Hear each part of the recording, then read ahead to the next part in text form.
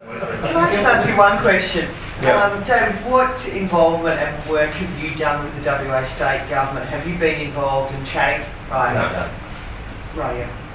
That, from my perspective of the involvement I've had here in WA, I think that what you just said then would have a really big impact on them. And for them to understand. So, yeah. Okay. Savings is That something just that's not well something that's understood. yeah. But there's a whole article on our website on that if you want to share it with them. Oh, definitely. Yeah, great. So question. The codes you're using to map your costs, you're using master spec or omni formats or what classification system you use? Or you have your None. No. Yeah. And this is one of the things. So back in the day, so working with Costex 6 years ago, it was important to have a code and you would map to a code.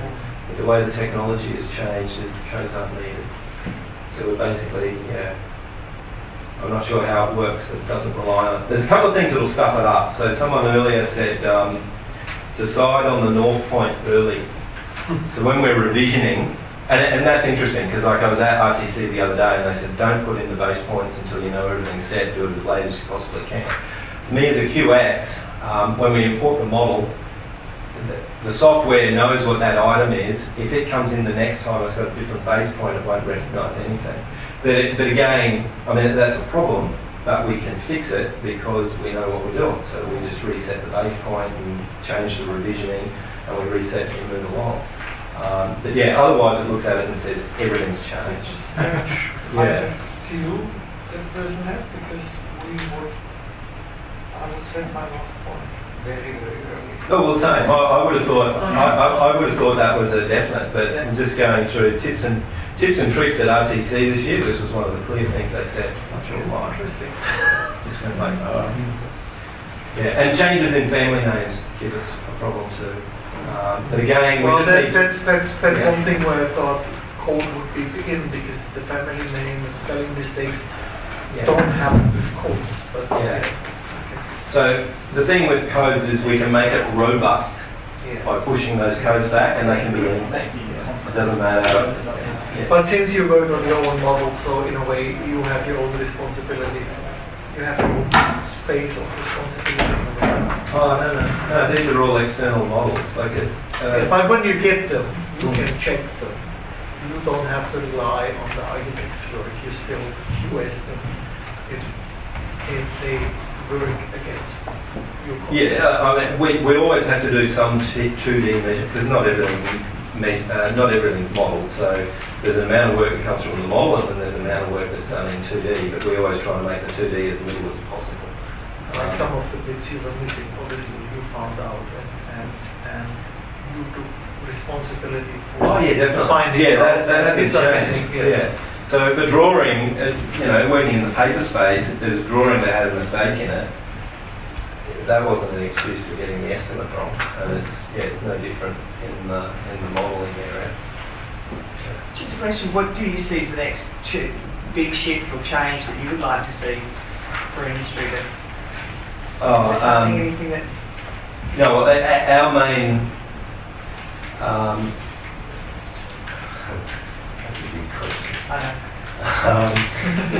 I used to spend a lot of time trying to change industry back in 2003, 2004. Wasn't ready for it. I went away and we did what we could do. So we just started concentrating on 5D and we just estimated from models. Now we're still the same positioning. We estimate from models. We're BIM ready, but we estimate from models. And the coolest work we're doing at the moment is with contractors. And that's happening, this whole collaboration idea. We're actually co-locating with contractors. So, in the past, a bill of quantities as such would be provided externally and given to a builder. I mean, in these cases, we're actually working inside the builder's office, generating a bill of quantities that we both agree. Which is just a little bit different. No change in contracting. It's still going to be a negotiated lump sum. It's just that all the quantities and everything agree. Simple question: can green design save any costs? Green design? Yep.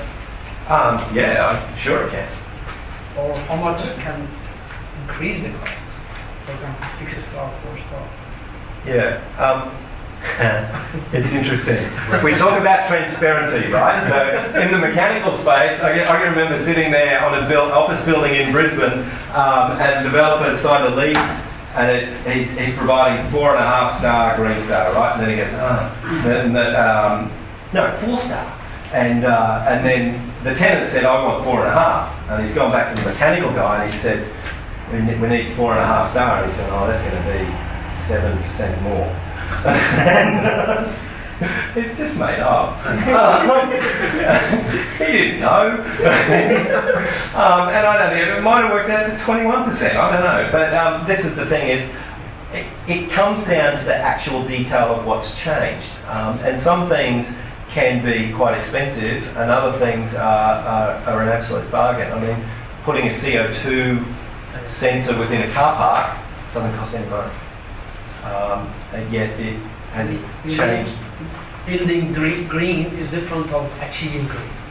Definitely. But it's a really complex formula.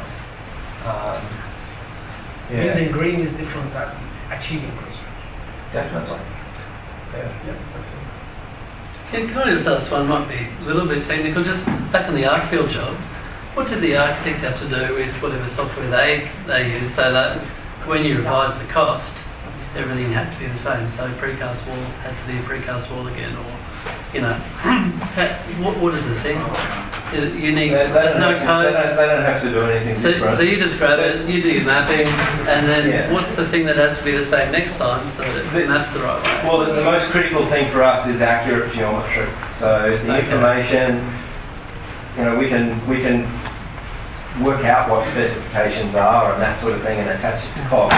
But something that you've got to have is accurate geometry, and that's what I'd like to see first. Does it help you in the model by grade? It's something I'm trying to do since many years. I'm trying to that we actually have separate objects that use different traits. Does that help you, or is that No, but modelling the way it's constructed is extremely valuable. that's So there's so if I use columns don't go through plans. yes, or if I model structural walls, please consider from lining. Yeah. I model lining separate. Just what happens to the object. Definitely. That's not necessarily done with architects because they think different, but does that help in a costing sense? Have them as separate objects. I would have thought they would be separate. But like at log 200, they might be a solid wall or something, a generic wall. But I would have thought at log 300, you'd have to be modelling what the components of that wall is. Yeah, because it's generally not common way of working. Yeah. There's compound walls, and a compound wall could be a shear wall with front facing of brick, and then maybe some insulation between. But they might be actually costs that are related to 3 different trades. Yeah. So generally, because I come from construction, I tend to say model it separately. I think that's best, but I mean, some people will give it a wall type and then they'll describe what that wall type is. And then that's okay, except you've got to try and work out the other side. So then you just put a different system cost to it, or assembly cost. Yeah, you're just putting a different rate on the wall. What I prefer is individually. But I've seen some people model paint. Well, that's all. So they're putting a surface on to identify the paint. Sometimes you can model for the sake of modelling. It's the price of double epoxy paint. I didn't know it was that many coats.